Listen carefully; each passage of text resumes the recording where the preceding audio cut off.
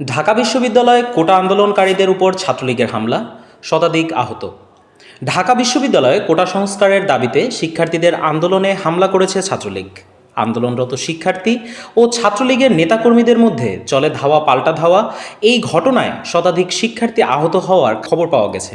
বিকেল 5:30টার পরেও শহীদুল্লাহ হলের সামনে থেকে ঢাকা মেডিকেল কলেজের সামনের এলাকায় আন্দোলনকারী শিক্ষার্থী ও ছাত্রলীগের নেতাকর্মীদের ধাওয়া পাল্টা ধাওয়া চলে।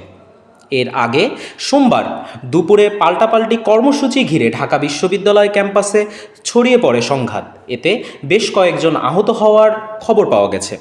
ছাত্রলীগের হামলায় এখন পর্যন্ত 200-রও বেশি শিক্ষার্থী আহত হয়েছে বলে দাবি করেছেন বৈষম্য বিরোধী ছাত্র আন্দোলনের সমন্বয়ক আসিফ মাহমুদ। হামলার সময় ছাত্রলীগের নেতাকর্মীদের হাতে রড, লাঠি, হকি স্টিক দেখা যায়। হেলমেট পরিহিত একদল তরুণকেও এ সময় আক্রমণাত্মক ভূমিকায় দেখা গেছে। বেশ কয়েকজন শিক্ষার্থীকে আহত অবস্থায় মেডিকেলের দিকে নিয়ে যেতে দেখা গেছে।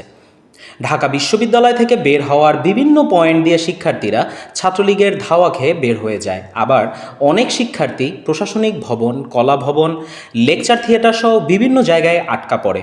প্রায় ঘণ্টাব্যাপী চলে এই সংঘাত। এদিকে শিক্ষার্থীদের দাবি, আহত শিক্ষার্থীদের সংখ্যা প্রায় 200। ঢাকা মেডিকেল কলেজ হাসপাতালের জরুরি বিভাগে আহত শিক্ষার্থীদের নেওয়া হয়েছে।